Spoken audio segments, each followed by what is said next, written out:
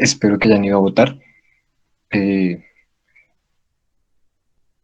pues bueno, esta charla es una charla muy especial porque, pues primero que todo, es una charla en asociación con ACEMUNAL. Además, es la primera charla que tenemos como PIC en este semestre después de pues, haber pasado como por un periodo de vacaciones. Entonces, bueno, antes de empezar, les quiero decir como tres condiciones para esta charla para que las tengan muy en cuenta. La primera, si en cualquier momento se me corta la comunicación o algo, avísenme, por favor. La segunda es que si tienen alguna pregunta, háganmela, no importa el momento, si quieren escribirla por chat, si quieren decírmela. Y la tercera, pues que lo disfruten. Esto lo preparé con mucho cariño. Bueno, entonces, pues como bien ya saben, hoy vamos a estar hablando de crecimiento y desarrollo. Mi nombre es Nelson David González Cadena, yo soy estudiante de noveno semestre de medicina en la Universidad Nacional y actualmente soy coordinador del grupo de interés en pediatría, también de la Universidad Nacional, PIC-UNAL. Entonces, pues primero que todo, el contexto en el que se da esta charla. Pues como les dije, esta es la primera de cuatro charlas en las que vamos a tratar de abarcar generalidades pediátricas prácticas para una valoración pediátrica en trabajo de campo. Esto lo estamos haciendo en asociación con ACEMUNAL, entonces nosotros daremos dos charlas, esta y una de desnutrición, y las otras dos van a estar a cargo de ACEMUNAL, que van a ser de enfermedades respiratorias y enfermedad diarreica aguda. Entonces, el objetivo de esta charla es abordar de manera clara y sencilla los temas de crecimiento y desarrollo, que aunque pues son complejos, son muy importantes, son imprescindibles para una correcta valoración pediátrica. Entonces, ¿cómo organizé esta charla el día de hoy? Pues la organicé en tres momentos fundamentales. Vamos a tener primero una introducción en las que les voy a eh, hablar como unas generalidades de un abordaje para pediatría en general, como que uno debería tener en cuenta independientemente de qué es lo que va a evaluar en un paciente pediátrico. Luego vamos a estar hablando acerca del crecimiento, qué es el crecimiento, cómo se mide y cómo interpreto esas mediciones. Y finalmente vamos a estar hablando del desarrollo, qué es el desarrollo, cómo se relaciona con el crecimiento, cómo se evalúa y qué es lo que estoy evaluando. Entonces, pues vamos a comenzar con la introducción. Lo primero que quise hacer es como traerles un pequeño, súper pequeño resumen de la historia clínica pediátrica. Eh, Entiendo que para los de Asemunal van a tener próximamente una charla también de la historia clínica. Entonces, aquí les voy a dar como unos datos fundamentales que tienen que saber acerca de esta historia clínica pediátrica. Lo primero es que en los datos personales, por favor, nunca olviden poner también eh, los datos de los papás, de los cuidadores, las personas que están acompañando al niño a la consulta. En cuanto al motivo de consulta de la enfermedad actual, en general se mantienen como igual. Recuerden que siempre es muy importante tener como buenas habilidades comunicativas para hacer un adecuado interrogatorio y recuerden siempre eso de agotar el síntoma. Si me dicen que el niño tuvo diarrea, tengo que preguntarle todo, absolutamente todo acerca de esa diarrea. ¿Listo? En cuanto a la revisión por sistemas, también se mantiene igual que en una historia clínica de otras especialidades. La diferencia fundamental reside en que no es el paciente el que nos va a dar la información, sino su acompañante. Entonces tenemos que tener como cierto tacto y cierta pericia en la manera en la que preguntamos esa información para pues saber qué es lo que queremos preguntar y obtener las respuestas que necesitamos. Y aquí como lo más importante es lo referente a los antecedentes. En una historia clínica normal, uno pregunta antecedentes patológicos, farmacológicos, traumáticos, quirúrgicos, hospitalizaciones, alergias, psicosociales, epidemiológicos. Eso en general se pregunta también en la historia clínica pediátrica, pero se agregan unos más. Están los antecedentes perinatales, que son como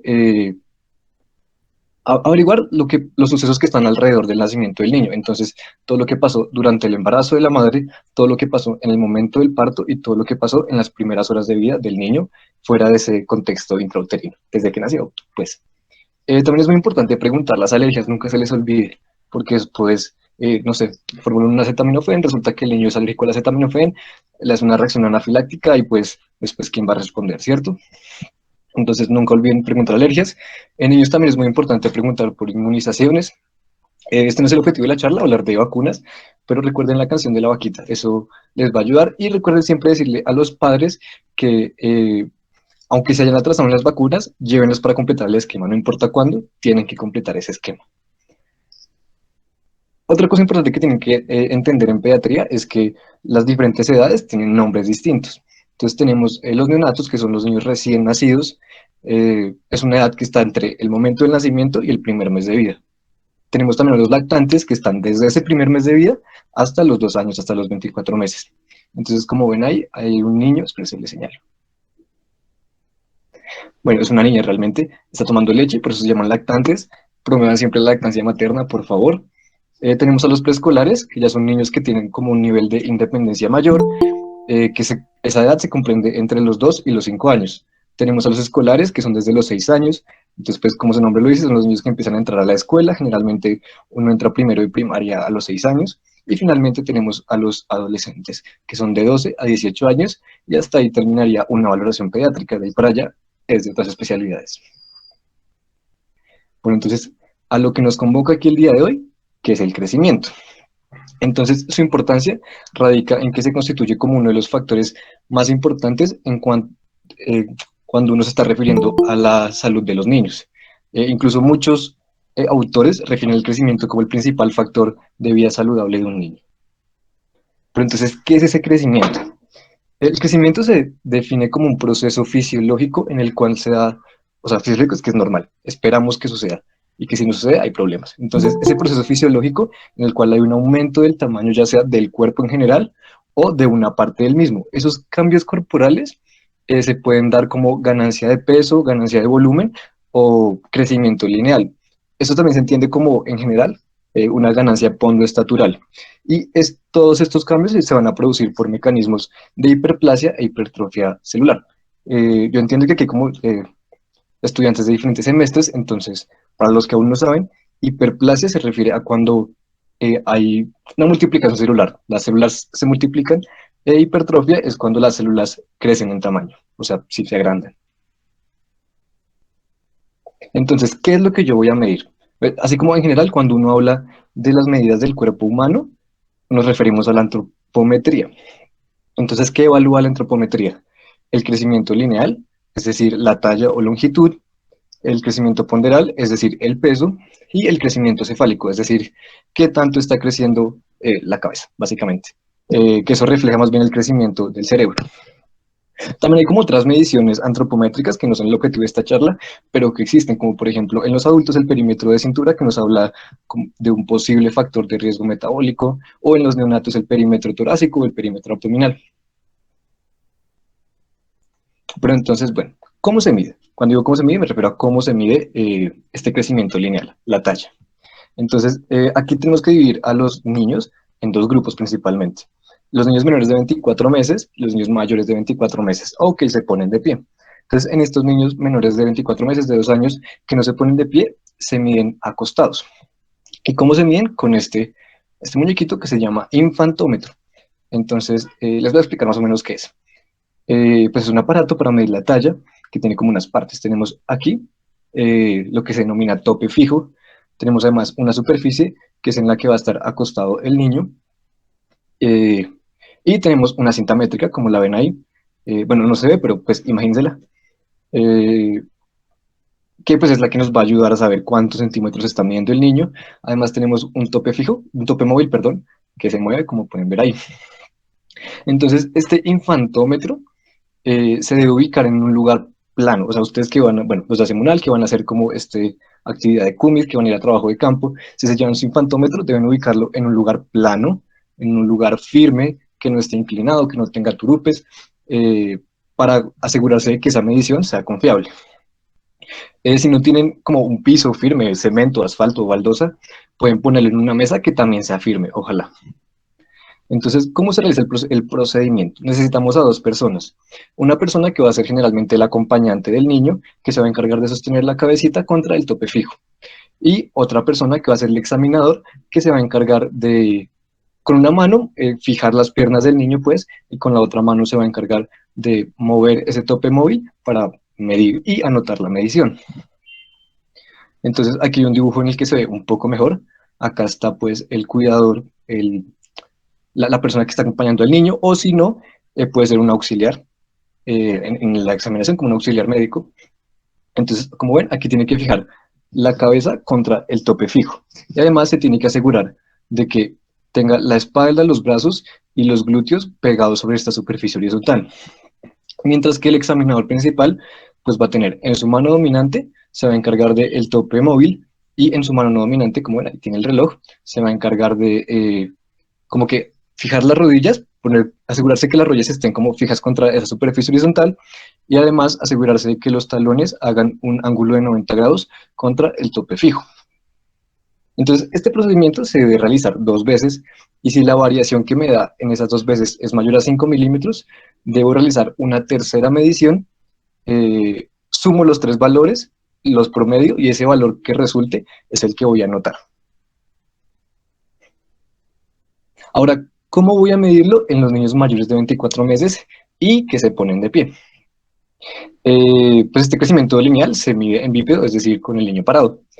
Eh, para esto, pues esta medición se denomina talla, y de una manera muy fortuita el instrumento de medición se llama tallímetro.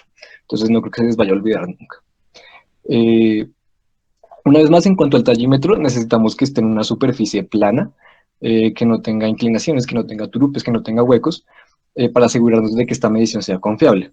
Además, como pueden ver, miren, ahí está la base, y tenemos una cinta métrica que está en una orientación vertical.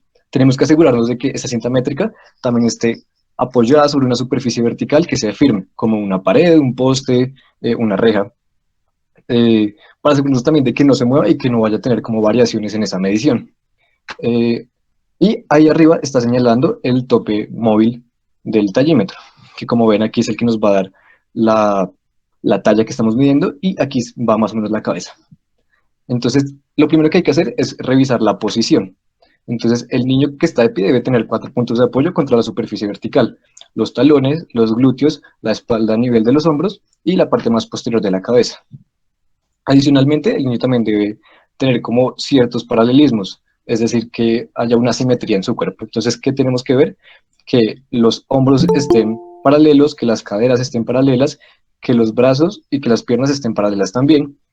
Y esta flecha acá significa que el niño debe estar mirando hacia el frente con un ángulo de 90 grados. Entonces, lo que yo generalmente hago cuando estoy evaluando a un niño así es decirle: ¿has visto un soldado? Haz como si fueras un soldado, ponte firme. El niño se pone firme, el niño hace caso, y ahí es cuando uno realiza la medición. Entonces, ¿cómo se realiza? También necesitamos a 2 personas. Aquí la de pelo negro hace como las de ayudante, las de cuidador, se va a encargar de fijar las rodillas una vez más, igualito que con el infantómetro, y también tiene que asegurarse de que el niño no se empine, de que los talones estén bien fijos contra la superficie vertical. Mientras que el examinador principal, con su mano no dominante, va a fijar la cabecita del niño, eh, para asegurarse de que tenga como la mirada a 90 grados, y con la otra mano, con su mano dominante, va a manipular el tope móvil y va a realizar la medición. Aquí tenemos un ejemplo de la vida real. Está aquí la cuidadora fijando las rodillas, acá tiene la espalda contra la superficie vertical, su mano no dominante está sosteniendo la cabeza para que tenga un ángulo de 90 grados, y acá arriba está con su mano dominante manejando el tope móvil. Entonces, ¿cómo se mide? Igualmente realizamos la medición 2 veces, perdón, y si la diferencia de la medición es mayor a 5 milímetros, se debe realizar una tercera vez, se suman los valores, y el promedio que obtenga va a ser el valor que vamos a utilizar y que vamos a interpretar. Pero entonces, ¿cómo se interpretan esos valores? Entonces, según la escuela de la Universidad Nacional, lo que nos enseñan en pediatría, hay como 3 maneras de interpretar esta información, esta talla que estamos obteniendo. ¿Preguntan algo? No. Eh, Se hace comparando, entonces lo comparamos con estándares mundiales que nos da la Organización Mundial de la Salud, lo comparamos con su nicho biológico según lo que su familia y lo que su genética dictan, y lo comparamos consigo mismo según los cambios que ha tenido el niño a lo largo del tiempo. Entonces, estos estándares de la Organización Mundial de la Salud, pues aparecen como una necesidad mundial de tener una manera confiable de identificar si un niño tiene una talla adecuada o no. Entonces, hicieron un estudio muy grande entre el 97 y el 2003 que dio como resultado estas tablas, que son de un uso relativamente sencillo. Entonces, ¿cómo se utilizan? Entonces, acá está la tabla más grande. Estas tablas están validadas para usarlas acá en Colombia. Como ven, aquí tiene como los logos institucionales. Entonces, aquí lo que vamos a evaluar es un indicador que se denomina talla para la edad. ¿Qué es la talla para la edad? Pues es un indicador que relaciona qué tanto mide un niño con la edad que tiene, con cuántos años y meses cumplidos tiene. Entonces, como ven, tiene aquí como unas rayitas, ¿sí? Entonces, dependiendo de dónde ubiquemos al niño con respecto a esas rayitas, es que vamos a interpretar la información. Entonces, aquí tenemos un cuadrito que nos dice, según esas rayitas, según la ubicación del niño con respecto a esas curvas que podemos identificar. Entonces, traje como unos ejemplos. Entonces, vamos a suponer que hay un niño que se llama Juanito. ¿Listo? Entonces, Juanito tiene 1 año y 9 meses. Entonces, nos ubicamos acá en el eje X en 1 año con 9 meses. Y mide 85 centímetros. Entonces, lo que uno hace es como cuadrangular el punto, ubicar ese punto. Entonces, según lo que está ahí y lo que está en este cuadro, Juanito, ¿en qué está? Según su talla para la edad. ¿Qué dicen en los comentarios?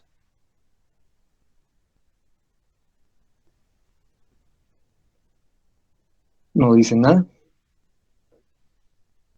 Adecuado. Adecuada, ¿no? Está adecuado, así es.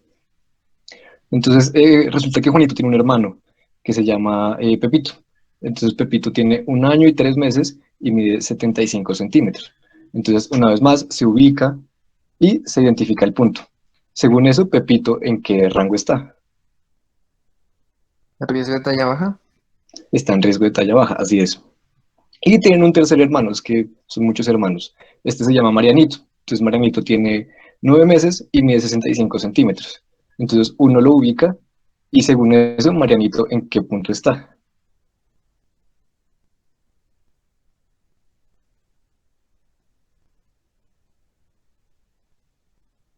Bueno, está en talla baja para la edad o retraso para la talla.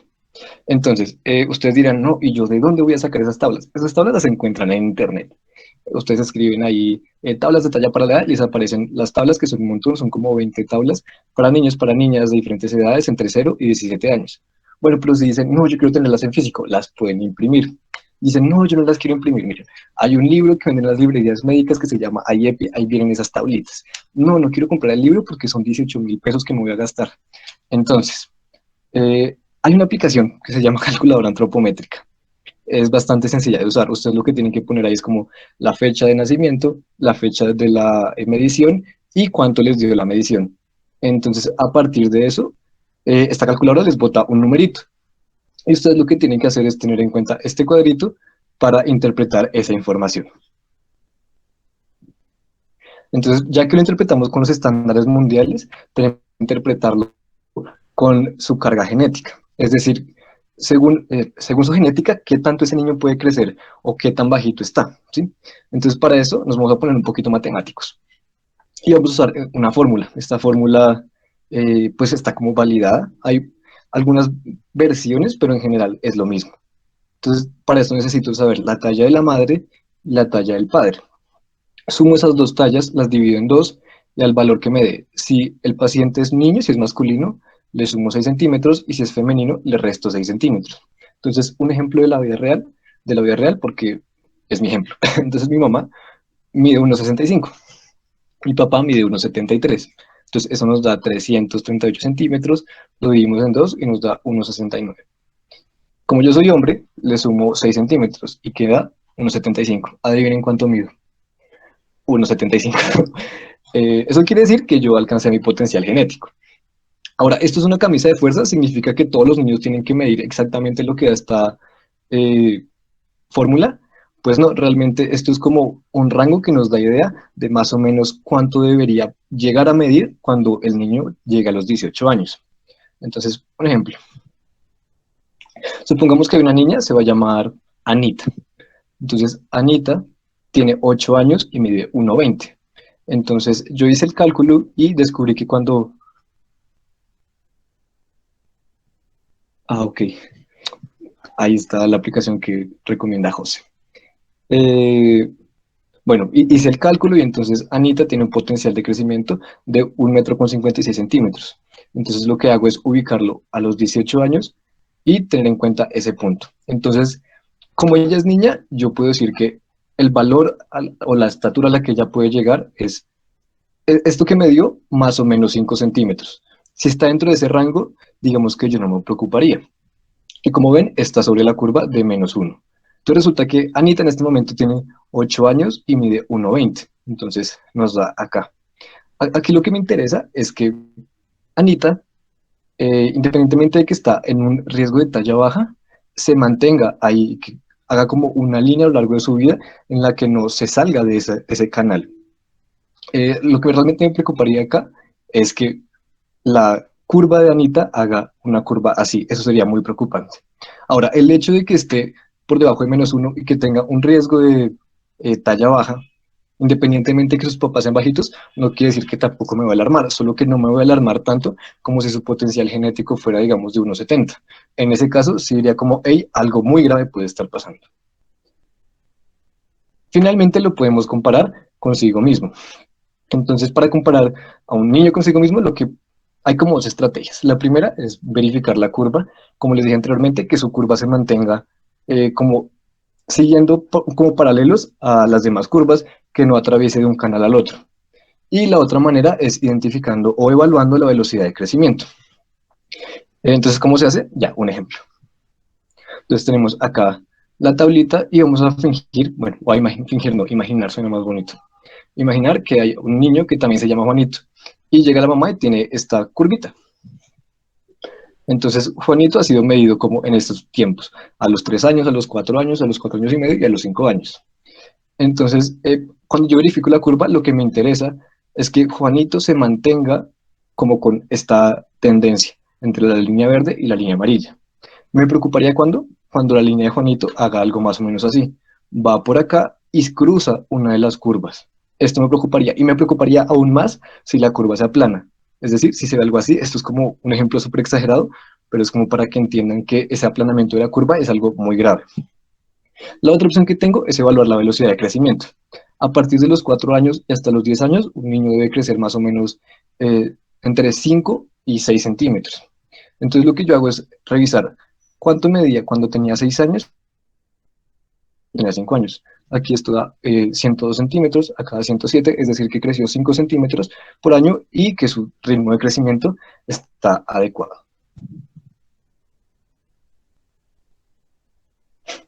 Bueno, ahora que ya acabamos con esta parte de medir la talla, tenemos que ver cómo se pesa. Entonces, una vez más, el procedimiento se divide como en dos grupos dependiendo de la edad. Si los niños son menores de 24 meses o si son mayores de 2 años. Y se ponen de pie. Los niños menores de 24 meses se pesan en un aparatico así que se llama como báscula con platillo, tiene diversos nombres, y el niño se mide, el peso se le mide acostado o sentado. A los mayores de 2 años y que se ponen de pie, pues este peso se mide también en bípedo, o sea, el niño de pie, y con una báscula pues normal.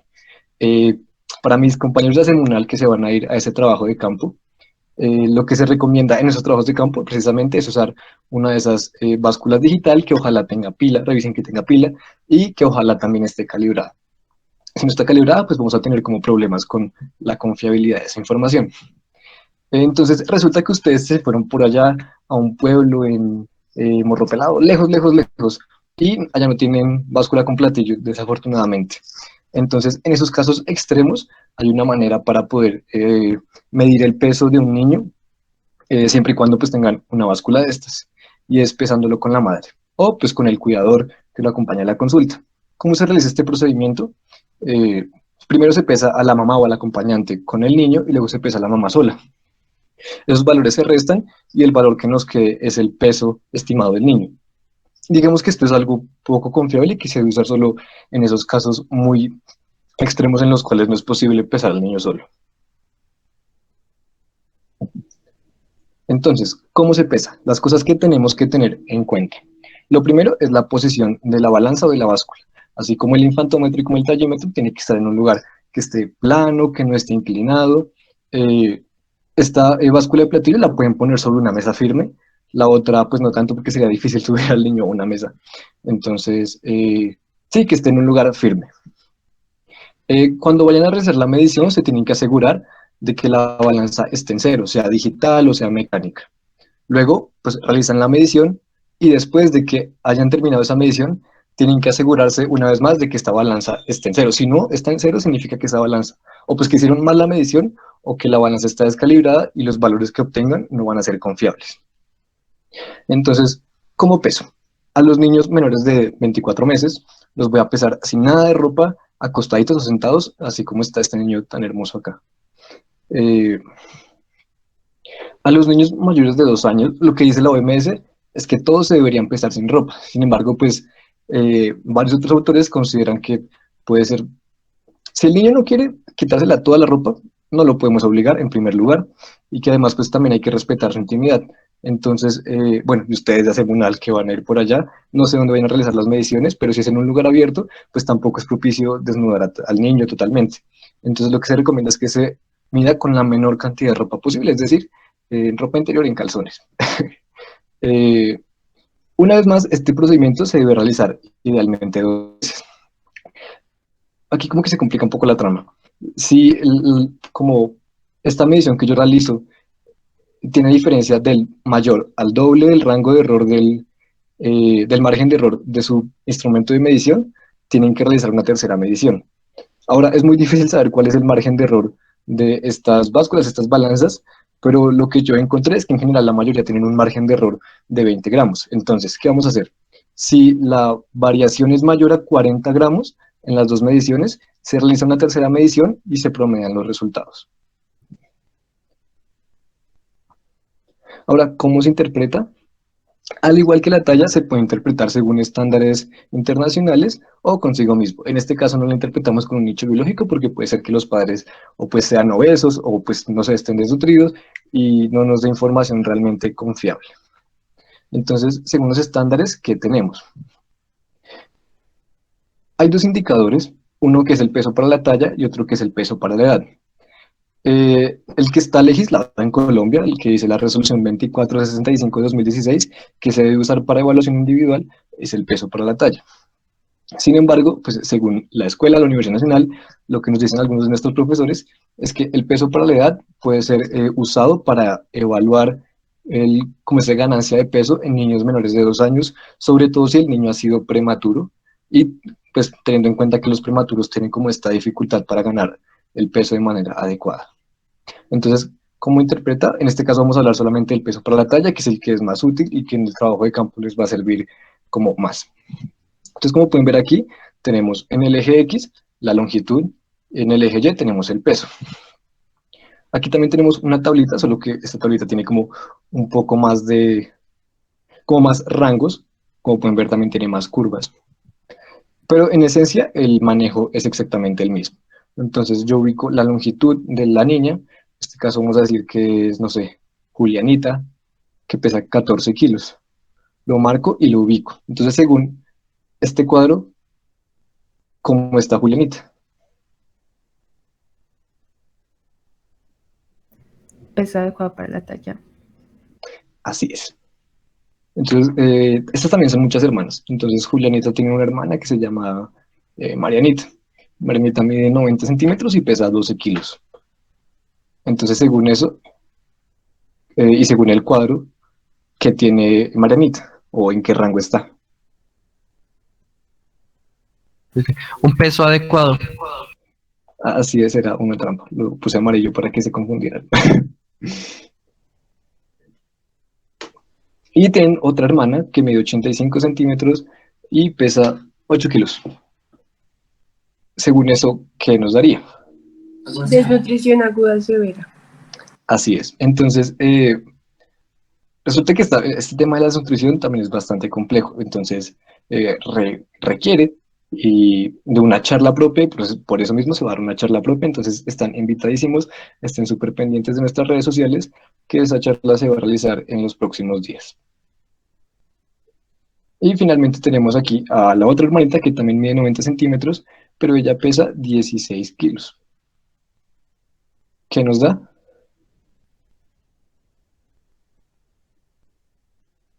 Sobrepeso. Así es. Bueno, cabe aclarar que de igual forma como la calculadora antropométrica sirve para interpretar la talla, también nos sirve para interpretar el peso. Entonces les recomiendo esa aplicación para que la tengan en su celular, que les va a ayudar bastante. Entonces, ahora que ya tengo toda esta información, ya pesé al niño, ya lo medí, ¿ahora qué hago? O sea, ¿qué voy a hacer con todo eso? Lo primero que tengo que hacer es como correlacionar los hallazgos que tengo, porque no es lo mismo que yo tenga, por ejemplo, una talla baja aislada a que tenga una talla baja con una desnutrición, ¿sí? Entonces, la idea acá es como hacer un examen físico, un interrogatorio adecuado que nos permita identificar todas las posibles situaciones que puedan estar contribuyendo a un posible síndrome.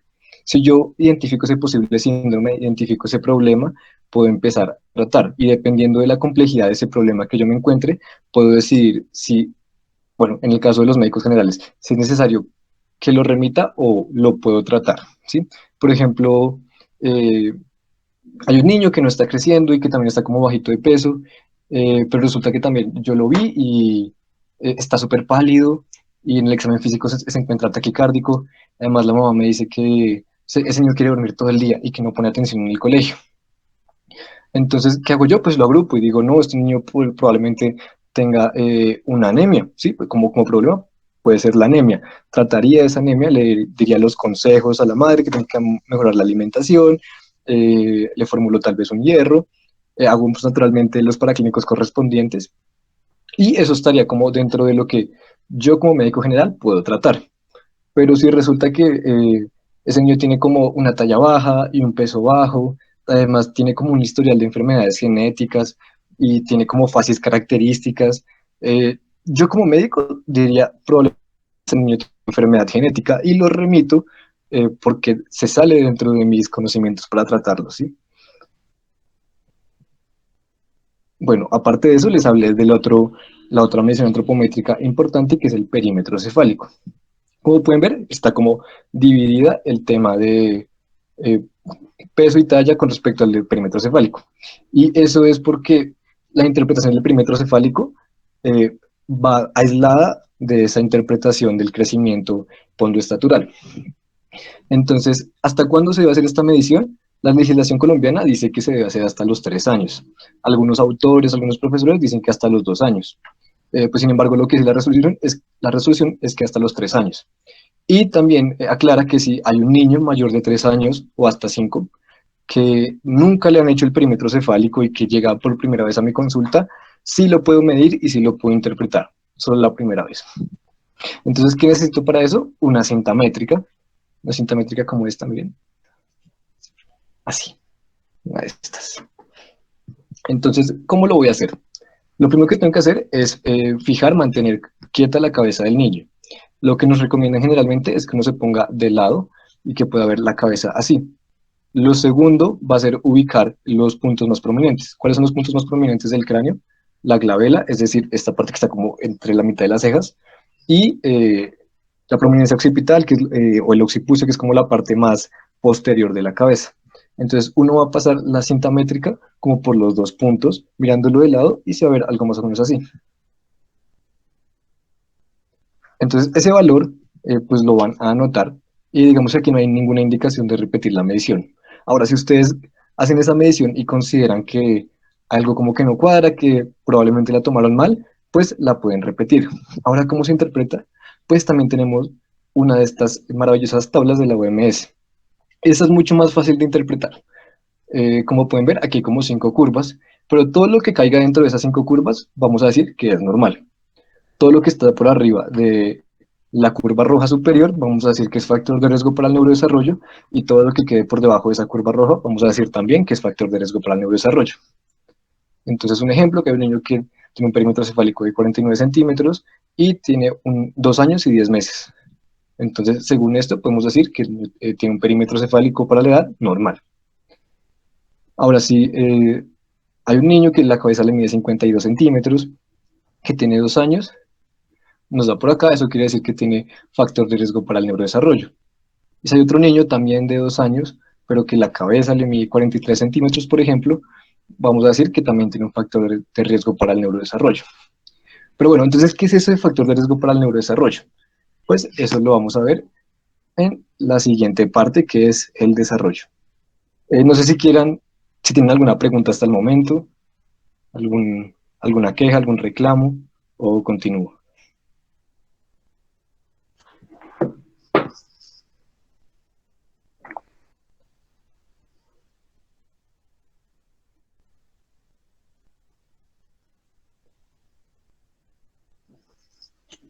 Bueno, pues continuamos. Entonces, una pregunta, ¿qué excepciones puede haber para las que no alcancé a leer?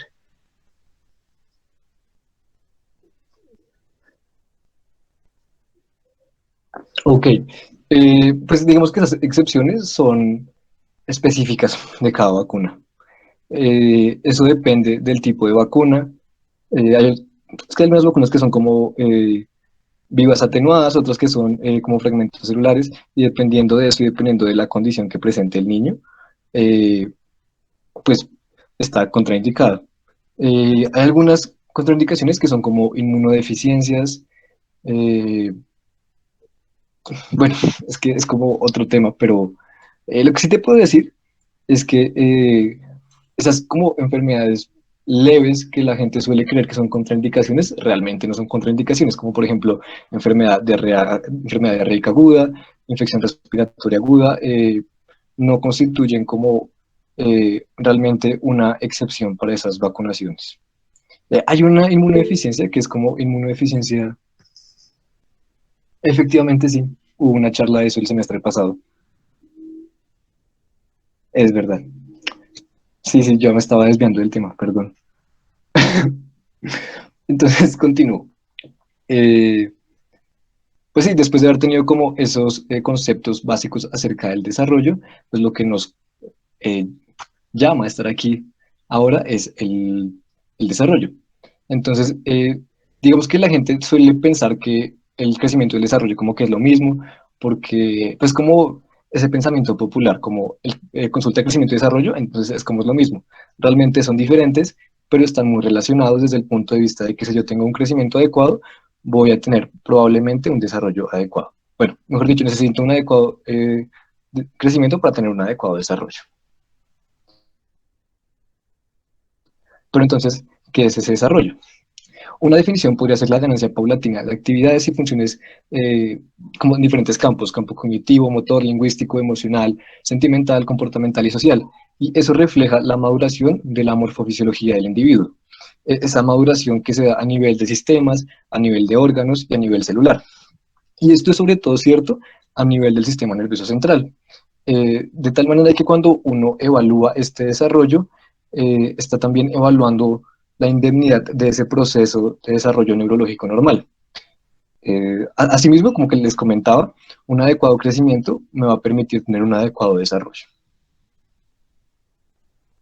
Entonces, ¿cómo lo evalúo? ¿O qué necesito saber para evaluarlo? Hay como unos dominios que resumen esas funciones y actividades que les comentaba ahorita. Entonces está el dominio motor grueso, el dominio motor fino adaptativo, la audición y el lenguaje y el dominio personal social. Estos cuatro dominios nos dan una idea del proceso de integración del progreso neurológico y el progreso de los sistemas sensoriales. Entonces, ¿de qué nos habla el dominio motor grueso? Entonces, hace referencia a la capacidad que tiene la persona, o en este caso el menor, el niño, de controlar su cuerpo en el espacio, ¿sí? Controlar el tono para, ¿cómo es la cosa? Eh, Tener un control del tono de su cuerpo, lo que le permite hacer cambios en el equilibrio, la postura y el movimiento. Ese movimiento se expresa como un movimiento en el espacio, como puede ser caminar, correr, trotar, sentarse, pararse, gatear. También tenemos el dominio motor fino, que nos habla de la capacidad de controlar grupos musculares específicos para realizar movimientos voluntarios y que requieren unas habilidades de destreza. Y asimismo también evalúa la integración de diferentes sistemas sensoriales, por ejemplo, coordinación mano-ojo, puede ser un buen ejemplo. También tenemos el dominio de la audición y el lenguaje, eh, que evalúa la aparición y mantención de las diferentes formas del lenguaje, como puede ser el lenguaje gestual, que es como la primera forma de lenguaje que uno tiene en la vida, como con sí, como con gestos de alegría o de tristeza yo puedo expresar cómo me siento. Luego el lenguaje verbal, cómo yo puedo expresarme literalmente con las cosas que estoy diciendo. Y posteriormente el lenguaje escrito, cómo yo puedo expresarme escribiendo mis ideas y entender lo que está escrito. Además, también nos da idea de la integridad de los sistemas sensoriales. Es decir, si hay un niño al que yo le hablo y me respondo, yo le hablo y el niño me responde, puedo pensar que tal vez su sistema auditivo está bien. Si hay un niño que es capaz de leer y escribir, puedo pensar que su sistema de visión está bien. Y finalmente tenemos el dominio personal social, que nos habla de la capacidad de respuesta que tiene un individuo ante situaciones adversas. Entonces, además, evalúa cómo son las interacciones interpersonales, esa relación de dependencia o independencia que puede tener un niño a lo largo de la vida. También explora el campo de las emociones propias, cómo entiende sus emociones y sentimientos y cómo es capaz de entender las emociones y sentimientos del otro, y el comportamiento dependiendo de la situación social. Entonces, ¿cómo se evalúa? En Colombia hay un instrumento de evaluación que se denomina Escala Abreviada del Desarrollo 3 porque es la tercera que ha habido acá en Colombia, y es un instrumento realmente bien realizado que se basa en la experiencia de profesionales colombianos a nivel nacional y a nivel internacional. Desafortunadamente, hoy no les voy a hablar de la Escala Abreviada del Desarrollo como completa porque requiere como una serie de conocimientos teóricos y de pericia, de práctica, que realmente sería muy difícil de resumir en una charla en la cual también va a incluir el crecimiento. Entonces, ¿cómo les voy a presentar esta forma de evaluarla? A partir de los hitos del neurodesarrollo que debería tener un niño. ¿Qué son los hitos del neurodesarrollo? Son esas habilidades y funciones que debe tener un niño eh, respecto a su edad. Por ejemplo, yo creo que es como algo que todos hemos oído hablar, y es cuando las mamás hablan de la edad en la que sus niños aprenden a caminar. Entonces, como, no, Juanito aprendió a gatear a los 6 meses, aprendió a caminar a los 9 meses, no sé. Esos son como los hitos que vamos a tener en cuenta para decir si el desarrollo de un niño está anormal o tiene la posibilidad de verse afectado. Entonces, dependiendo, bueno, siguiendo esa idea de que hay unos puntos a los que debería llegar, podemos definir diferentes alteraciones. Uno es el retraso. ¿Qué es el retraso? Generalmente denominado retraso global, es cuando el niño no está ganando las habilidades que debería ganar en los diferentes dominios. Disociación es cuando sí gana las habilidades en unos dominios, pero en otros no. La desviación es cuando gana las habilidades de una manera en la que no debería ganarlas. Por ejemplo, el niño que en lugar de gatear se arrastra como en sentadito o que camina de lado, cosas así, cosas que uno diría que no son normales. Y finalmente está la regresión, que es cuando un niño como que ha logrado esos hitos y luego pierde la capacidad de realizar dichas funciones. Entonces, ahora les voy a hablar rápidamente de cuáles son como esos hitos principales que uno tiene que tener en cuenta a la hora de evaluar un niño para decir si tiene un desarrollo normal o no. Entonces, en los niños recién nacidos de 0 a 30 días, en el dominio motor grueso se evalúan básicamente 3 reflejos. Entonces, mira, aquí traje un muñequito como para medio explicar cuáles son esos reflejos. El reflejo de búsqueda es un reflejo en el cual uno como que estimula el cachete del niño y él gira, intenta poner como ese estímulo en su boca. El reflejo de succión es cuando ya tiene lo que sea en su boca, generalmente eso es como para el pezón o el dedo, empieza a chupar y chupa fuerte. Y el reflejo del moro es un reflejo que se integra en parte, pero que realmente todos tenemos, ¿no? Entonces, que es como esa posibilidad de tener un sobresalto. Entonces, lo que uno hace es como agarrar al niño y dejarlo caer suavemente. Entonces, el niño va a hacer como una cara de asustado y abre las manos, después como que la cierra y finalmente llora. Si el niño no hace eso, podemos decir que el niño está probablemente pasando por un retraso en el desarrollo. A nivel motor fino, ¿qué vamos a evaluar? El reflejo de presión palmar, que es como el niño tiene la mano así, uno le pone el dedito y el niño aprieta y aprieta fuerte. Y que es capaz de seguir movimientos horizontales con sus ojos. En la audición y el lenguaje, en esta edad debería sobresaltarse con un ruido o llorar para expresar sus necesidades, si tiene hambre, si tiene sueño, si quiere que lo carguen. A nivel personal social, por ejemplo, si está llorando, cuando uno lo carga, debería calmarse y debería también responder a las caricias. Del mes 1 al mes 3, a nivel motor grueso, el niño debería ser capaz de tener sostén cefálico. ¿Qué es sostén cefálico? Antes de esa edad, el niño uno lo carga y deja caer la cabecita. Desde esa edad, el niño uno lo carga y es capaz de mantener la cabecita y además de girarla. En el dominio motor fino, el niño empieza a abrir sus manos, a mirarlas, a mover sus dedos y es capaz de coger un objeto y llevárselo a la boca. En la audición y el lenguaje empieza a producir sonidos guturales como ga, ga, ga, y busca el sonido con la mirada, es decir, algo que él no está viendo y escucha, voltea a ver qué es eso que está sonando. A nivel personal social, aquí aparece algo que a mí se me hace muy bonito, que es la sonrisa social, que es cuando el niño ve a una persona, la persona le sonríe y el niño responde con una sonrisa. Además, el niño responde a una conversación, es decir, que uno le habla y él intenta ser como recíproco en esa conversación. Del mes 3 al mes 6, en el motor grueso, el niño debería ser capaz de mantenerse sentado con apoyo o con almohadillas a los lados o a veces con el brazo. Y cuando uno lo deja acostado, el niño es capaz de voltearse de boca arriba o boca abajo. En el motor fino, el niño empieza a agarrar objetos de manera voluntaria, es decir, ve algo y lo coge y es capaz de pasarlo de una mano a la otra. A nivel de la audición y el lenguaje, empieza a poner atención a conversaciones ajenas y es capaz de producir 4 o más sonidos, como g, t, m. Suena un poco chistoso cuando yo lo digo, pero algo así.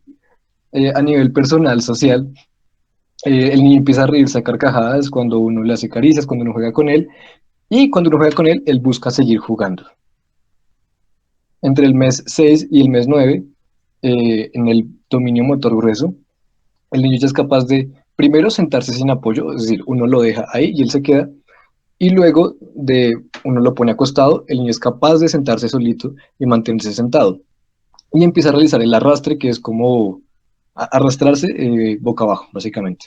A nivel motor fino, eh, empieza a dejar caer los objetos, que es algo como un poco molesto a esa edad. Cuando uno juega con ellos, uno le pasa, digamos, el sonajero, él lo coge y lo tira. Uno se lo vuelve a pasar y lo vuelve a tirar. Para uno es molesto, pero para ellos es el mejor juego de la vida. Y es importante que lo hagan porque eso nos habla de que su progreso en el desarrollo está adecuado. Además, también empieza a hacer algo que se llama pinza. ¿Qué es la pinza? Esto, como oposición del índice y del pulgar. Esto es muy importante porque a partir de esto, como que va a desarrollar la habilidad de poder coger un esfero y escribir. Si un niño no hace pinza, estamos en graves problemas. En cuanto a la audición y el lenguaje, a esta edad es capaz de producir al menos 3 sílabas, ga, ma, pa, suelen ser como las más comunes. También reacciona al llamado por su nombre. Entonces uno le dice Juanito y Juanito voltea. En lo personal social, a los 9 meses, ya llegando a los 9 meses, empieza a reaccionar ante un extraño. Y ahí es cuando se complica el examen a los niños, porque antes de esto, el niño no sabe quién es el que lo está tocando, quién lo está cargando, pero a partir de esta edad empieza a decir, este señor que es médico no lo conozco, y cuando uno lo agarra empieza a llorar. Entonces se complica el examen pediátrico. Del mes 9 al mes 12, en el motor grueso, el niño empieza a gatear. Aquí les quiero dejar como que recuerden que gatear es muy importante. Cuando un niño no gatea, pues tiene mayor posibilidad de tener alteraciones en el desarrollo motor grueso. Gatear es muy importante sobre todo para tener una marcha adecuada, porque cuando uno gatea empieza a hacer ese movimiento de mano derecha con pie izquierdo, luego pie derecho con mano izquierda, y eso es lo mismo que se replica cuando uno camina. Uno hace un patrón de marcha cruzada. Luego empieza a hacer el bípedo con apoyo, es decir, se agarra y el niño se para. Y luego es capaz de mantenerse parado sin apoyo. En cuanto al dominio motor fino, el niño es capaz de sacar como los juguetes de un tarro, un objeto de un contenedor, y aquí es cuando empieza a entender que los objetos no desaparecen cuando deja de verlos, y empieza a buscarlos. En la audición y lenguaje, en este punto el niño es capaz de entender el no y de entender instrucciones sencillas como dame eso, ten esto, trae aquello, por ejemplo. A nivel personal social, empieza a participar en juegos como de manera activa. O sea, esos son los juegos que realiza, por ejemplo, con sus cuidadores. Entonces uno le pregunta a la mamá que si juega con él y cómo juega. Entonces, por ejemplo, juegan a mandarse besitos. Él debería como responder ese juego también intentando mandar besitos. Y en este punto debería mostrar interés en alimentarse, como sabe que es la hora de la comida, intenta comer.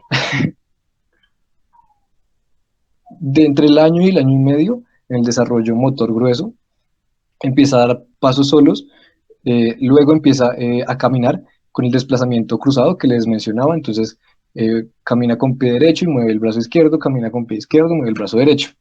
A nivel motor fino, en este punto él es capaz de pasar las hojas de un libro y en este punto empieza a coger la cuchara y se la lleva a la boca. Tal vez no sea capaz de comer, a veces cogen la cuchara como al revés, pero tiene la intención, que eso es como lo que nos interesa en este punto. Con respecto a la audición y el lenguaje, es capaz de decir al menos una palabra con intención comunicativa. ¿Qué quiere decir eso? Por ejemplo, le dice agua al agua. O también es capaz de seguir instrucciones de 2 pasos, que son esos como ve a tal lugar y tráeme tal cosa. O alista tal cosa que vamos a salir, por ejemplo. En cuanto a lo personal social, en este punto el niño empieza a ayudar a desvestirse, entonces uno le pregunta a la mamá como cuando usted le está quitando la ropita, las camisas, él se queda quieto o como una gelatina o como que mueve los bracitos para ayudarse a desvestir. Y en este punto es capaz de señalar al menos 5 partes de su cuerpo. Entonces uno le pregunta generalmente la nariz, la boca, los ojos, las orejas, la cabeza. Del mes 18 al mes 24, es decir, del año y medio a los 2 años, en el desarrollo, en el dominio motor grueso, empieza a correr, tal vez no va a correr así como Usain Bolt, pero hace un buen intento realmente, un buen intento. Y es capaz de lanzar y patear la pelota. A nivel motor fino, uno le da una hoja de papel, un crayón o un marcador y el niño empieza a rayar de manera espontánea. Con respecto a la audición y lenguaje, en este punto debería utilizar al menos 20 palabras. Entonces, para esto uno le preguntaría a la mamá como qué palabras dice el niño, qué palabras, bueno, no entiende, sino qué palabras dice. Y empieza a hacer palabras, frases de 2 palabras. Mamá, agua, papá, calle, para tratar de comunicarse. A nivel personal social, en este punto, él es capaz de identificar las emociones básicas en una imagen. Yo no encuentro la imagen realmente que se utiliza, pero es una imagen parecida a esta. Entonces el niño debe ser capaz de decir que está feliz, que está bravo, que está triste o que está como sorprendido. Entre los 2 y los 3 años, el desarrollo motor grueso debería ser capaz de empinarse en los 2 pies, así como de saltar en los 2 pies. Y en cuanto a lo motor fino, debería ser capaz de rasgar papel en pinza, que es como coger un pedazo de papel así y romperlo así, o sea, como en pinza, en pinza. Debería ser capaz de hacer eso. En cuanto a la audición y el lenguaje, en este punto uno le pregunta su nombre completo y él lo dice y ya dice frases con 3 palabras. Mamá, quiero agua, por ejemplo. O papá, dame, ay, no sé, pan, por ejemplo. Eh, en cuanto a lo personal social, es capaz de identificar qué es lo propio y qué es lo no propio. Y empieza a expresar emociones básicas, estoy feliz, estoy triste, estoy bravo. Entre los 3 y los 4 años, a nivel motor grueso, es capaz de caminar en puntas y de pararse en un solo pie. A nivel motor fino, hace con el papel como bolitas, que es como una actividad muy importante y como que se realiza bastante en los jardines infantiles, y es capaz de hacer una figura humana rudimentaria.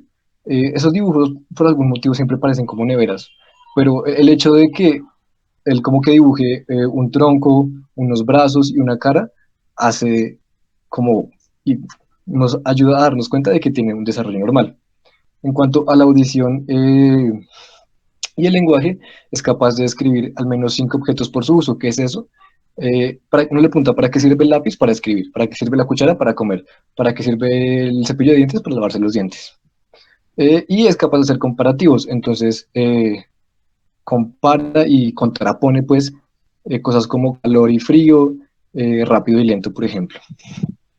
A nivel personal, social, empieza a rechazar la ayuda del cuidador con actividades que él considera que puede hacerlas, independientemente de si las pueda realizar o no. Y empieza a jugar con otros niños. Y entre los 4 y los 5 años, en el dominio motor grueso, en este punto es capaz de saltar en un solo pie y de rebotar y agarrar la pelota como de básquetbol, como que uno la tira y la coge otra vez. A nivel motor fino, imita el dibujo de una escalera y ya dibuja una figura humana que debería tener como más sentido. Entonces, que tiene el tronco, el cuello, la cabeza, las piernas, los brazos y la cara. Ay, me pasé. En cuanto a la audición y el lenguaje, es capaz de reconocer 5 o más colores, y en cuanto a lo personal social, ya puede vestirse y desvestirse solo con ciertas prendas. Aún no es como capaz de amarrarse los zapatos, por ejemplo, o de abotonarse, pero sí es capaz de ponerse un pantalón. Y en esta edad uno le pregunta cuántos años tiene y él es capaz de responder.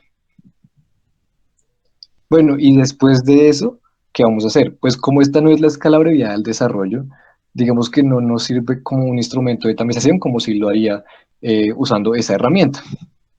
Entonces, ¿qué se hace? Pues primero que todo, relacionar los hallazgos, así como les dije anteriormente, identificar si tal vez se trata de alguna enfermedad sistémica que pueda ser la que nos está causando esto, eh, o si puede ser alguna enfermedad de la cual yo como médico general no pueda tratar y debería ser remitida. Digamos que en el caso de ustedes, compañeros de Semunal, que van a ir a algún lugar de esos, se van a encontrar con situaciones en las cuales tal vez no les es posible como que realizar un tratamiento definitivo o una intervención adecuada, porque a la larga el retraso del neurodesarrollo lo van a manejar son ya los pediatras, los neuropediatras y los médicos fisiatras. Sin embargo, se encuentra que tienen como algún retraso leve, pueden recomendarle como estrategias de estimulación a los padres. Entonces, por ejemplo, si el niño no es capaz de hacer la bolita, entonces estimularlo para que haga la bolita. Si el niño no es capaz de hacer romper el papel, estimularlo para que haga esa ruptura del papel. Si el niño no gatea, uno lo tiene que intentar poner en la posición de gateo para promover que gatee y que tenga un desarrollo normal. Y como ya les dije, si esa alteración no puede ser tratada por mí como médico general, lo que tengo que hacer es remitirlo. Entonces, ¿cuáles son nuestras conclusiones? Con respecto al crecimiento, no se les puede olvidar la técnica de la antropometría. Yo sé que al comienzo parece como muchas cosas por ver, pero realmente con el paso del tiempo uno lo va haciendo de manera casi que automática. No se les olvide la forma de interpretación, que realmente es bastante sencilla y más si uno se vale de estrategias como son la aplicación de la calculadora antropométrica o de la página que nos recomendó José en el chat. Finalmente, recuerden que el crecimiento siempre va a ser el factor más importante para la salud. Si un niño no tiene un crecimiento adecuado, eh, todo lo demás que conlleva su salud se va a ver seriamente afectado. En cuanto al desarrollo, recuerden que esto es una ganancia de funciones que le va a permitir ser en algún punto un adulto funcional. Entonces, si nos aseguramos de que el niño tenga un desarrollo adecuado, vamos a estar asegurando el futuro del niño. Y recuerden también que cuando uno esté evaluando el desarrollo, usa dos técnicas principalmente, que son una observación directa y una pregunta dirigida. Entonces, hay actividades que realiza el niño que yo no puedo evaluar. Por ejemplo, las cosas que él hace en la casa. Hay unas preguntas que son como, el niño responde a los ruidos de la casa. Entonces, eso tengo que dejarlo al criterio del padre porque yo no puedo evaluarlo. Pero hay otras cosas que yo puedo evaluar, como por ejemplo si el niño corre o si el niño salta. No sé si tengan alguna pregunta, queja, reclamo o sugerencia.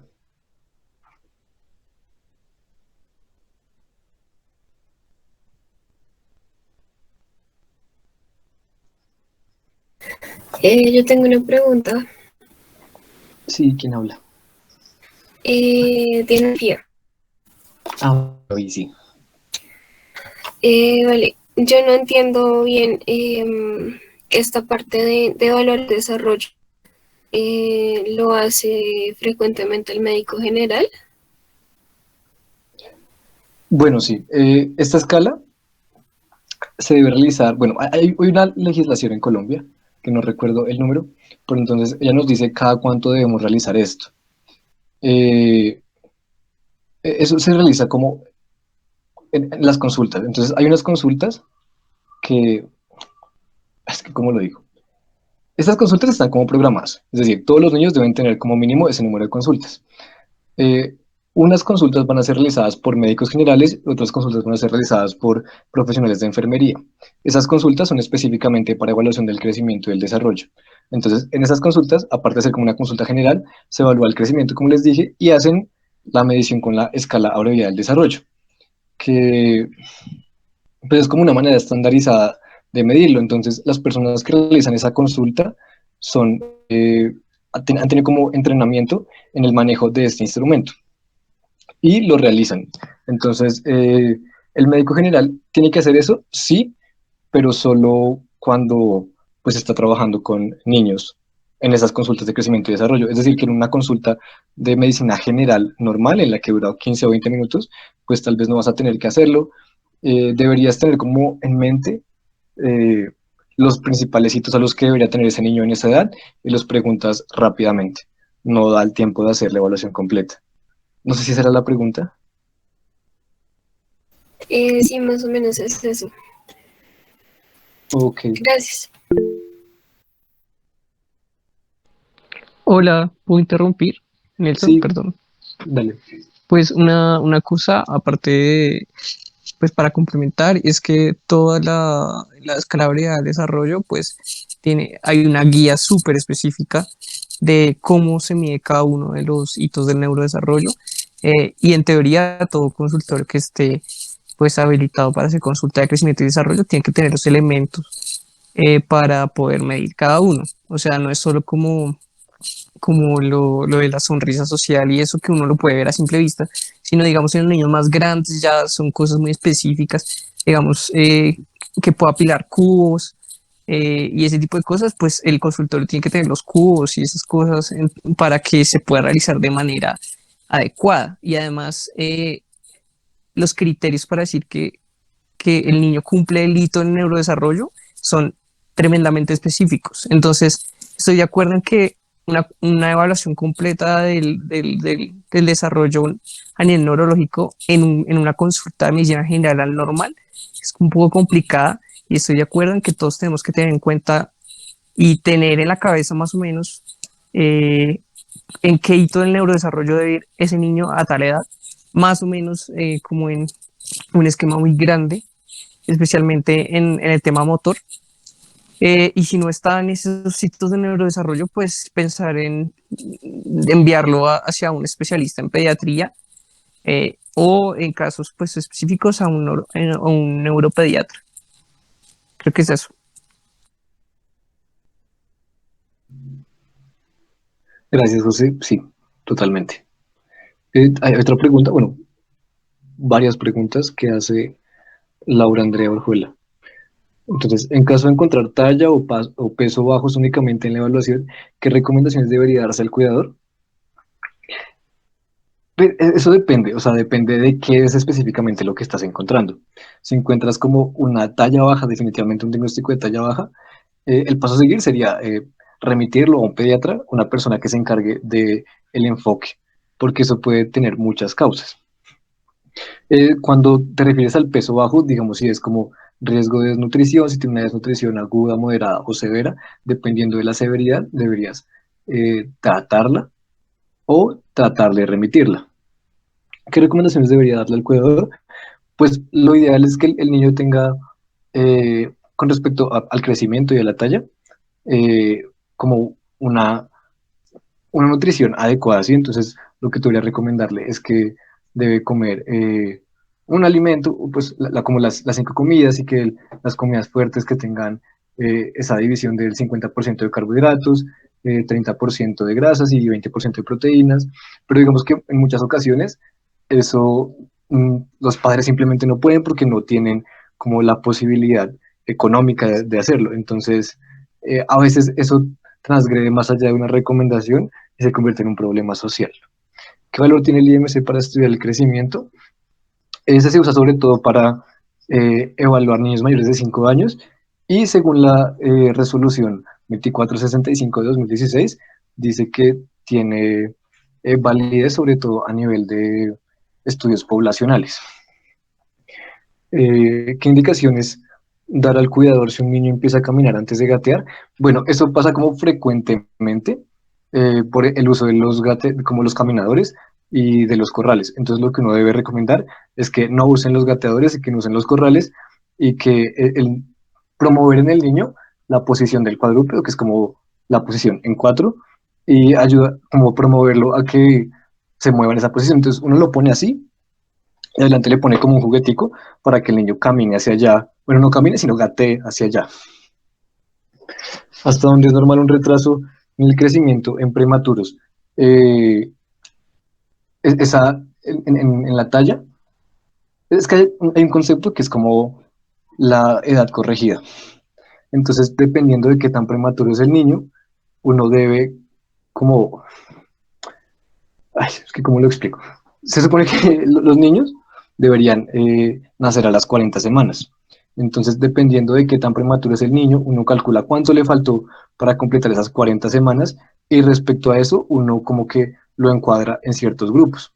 Entonces, por ejemplo, un niño que ya ha nacido eh, de 7 meses, por ejemplo, no en semanas, sino en meses, como para hacerlo un poco más sencillo, que haya nacido de 7 meses, para cuando tenga 4 meses va a tener el desarrollo de un niño de 2 meses, ¿sí? Porque no completó sus 9, entonces de 7 a 9 son 2, y luego los 2 más que hubiera tenido de vida extrauterina.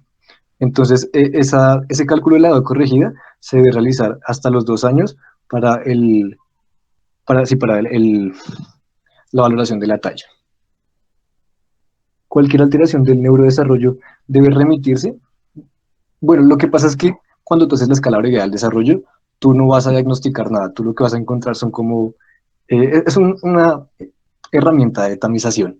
Entonces, no vas a decir, este niño tiene un retraso, sino tiene como una sospecha de retraso y a partir de eso, sí debería remitirlo como a una persona que pueda extender los estudios para identificar cuál es la alteración de ese niño. Nelson, Sí, ¿podría complementar algunas cositas? por favor. Bueno, dependiendo, digamos, en nuestro contexto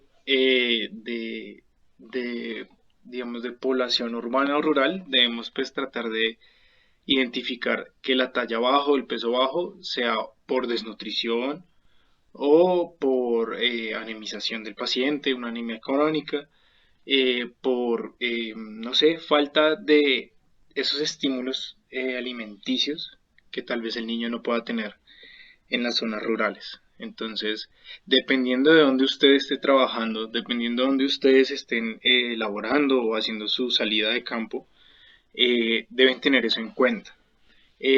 Recomendaciones ya en general, tenemos una IEPI comunitario donde nos dicen las recomendaciones generales para qué, para evitar la enfermedad diarreica aguda, para, pues si ya el niño tiene una enfermedad diarreica aguda, para evitar pues la prolongación de esa enfermedad diarreica, dentro de otras cosas. Entonces, pues las recomendaciones básicas para un cuidador están ahí, están en el IEPI comunitario. No solo nos mencionan cómo prevenir la enfermedad, sino también cómo prevenir accidentes en el hogar, cómo prevenir, digamos, pues también, además de ser un IEPI comunitario, pues previniendo la enfermedad es una guía también de puericultura. Muy chévere, muy básica, son tipsitos que le sirven a todo el mundo y pues más en zona rural, más en zona apartada de los centros poblados. La talla baja nosotros pues, la podemos pues, identificar con diferentes etiologías. No solo va a ser la talla baja patológica, que es alrededor del 5%, sino que también tenemos talla baja idiopática, talla baja normal, familiar, o sea, digamos un niño prematuro puede tener talla baja, pero ser una talla baja concordante, o sea, nosotros tenemos un profesor que dice que el niño se ve simétrico, o sea, no alcanzó su potencial genético por otro tipo de razones que no son nutricionales, no son fisiológicas, pues no son de anemias ni nada, entonces pues también debemos tener en cuenta eso. Eh, si quieres, yo les puedo compartir un artículo del New England que salió muy, muy chévere. Y pues hay algunos artículos sobre el enfoque de la talla baja. Igual nosotros vamos a tener una charla el siguiente módulo de eso también. Pero súper top, digamos, como tratar de ver si tiene anemia o no, ver si está desnutrido o no, cómo está comiendo. Frente a lo del crecimiento, lo del neurodesarrollo, como dijo Nelson, es una herramienta de tamización, pero nosotros también debemos darnos cuenta de qué está pasando con el niño en la familia. O sea, nosotros no creo que sea justo con un neuropediatra utilizar un tiempo de consulta a un niño que no le están estimulando lo suficiente. Muchas familias, y ya pues ya es lo que yo he visto pues, en lo que he hecho de práctica, llegan con un niño que está en zona amarilla o tal vez llegando a la zona roja, pero es porque no lo estimulan. Tal vez la mamá está trabajando todo el tiempo, el papá no está, y el niño no es estimulado, solo ve televisión, solo ve el celular, entonces la gracia es que también juegue. No se trata de que uno le diga a la mamá, compre juguetes caros, sino, por ejemplo, divertirse con el niño, coger una cubetica de huevos, pintarla y comenzar a jugar con ellos, como hacer torrecitas, hacer collarcitos de eso. Es un juego un poco humilde, pero lo va a estimular lo suficiente como para que comience a adquirir esas habilidades. El neurodesarrollo es hermoso porque cada uno de esos procesos, cada uno de esos reflejos primitivos va a desarrollar una función en específica. Y el proceso, digamos lo que dijo Nelson, del cuadrúpedo al bípedo a la marcha, es un proceso fascinante. La dinámica de cómo el cuadrúpedo fortalece no solo los miembros superiores, sino también los inferiores, y en el momento en que el niño se va a agarrar para pararse, sigue fortaleciendo toda esa estructura axial, pues es interesantísimo. Entonces, mmm, pues son como cosas que ustedes deben tener en cuenta, digamos, tratar de entenderlas, eh, y no decirle a la mamá como no se puede, sino como trate de desarrollar también esta habilidad. Sí, ya sabemos que hay, sí, que eso le genera mucho orgullo a las mamás y pues debemos entenderlas, pero también tenemos que explicarles que eso le va a ayudar a fortalecer más cosas que solo las piernitas o solo los bracitos.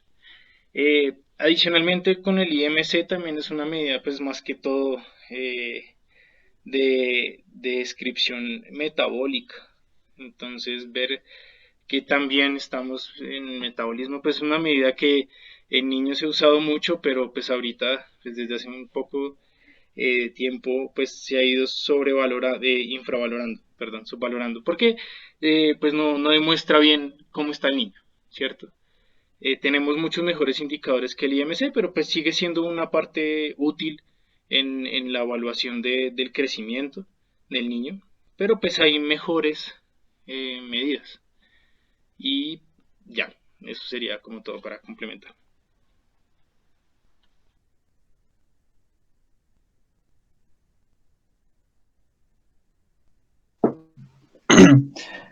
Entonces, pues muchas gracias a todos. Si tienen alguna duda, queja, pregunta, me pueden escribir a mi correo, que ahí está. Si quieren seguir pendientes de lo que vamos a publicar en PIC, pueden seguirnos en nuestro Instagram, @somospic, en nuestro Facebook, /somospic, en YouTube, aquí no lo puse, pero aparecemos como Grupo de Interés en Pediatría. Y creo que eso es todo. Muchas gracias a todos por venir, espero que hayan ido a votar, espero que lo hayan disfrutado.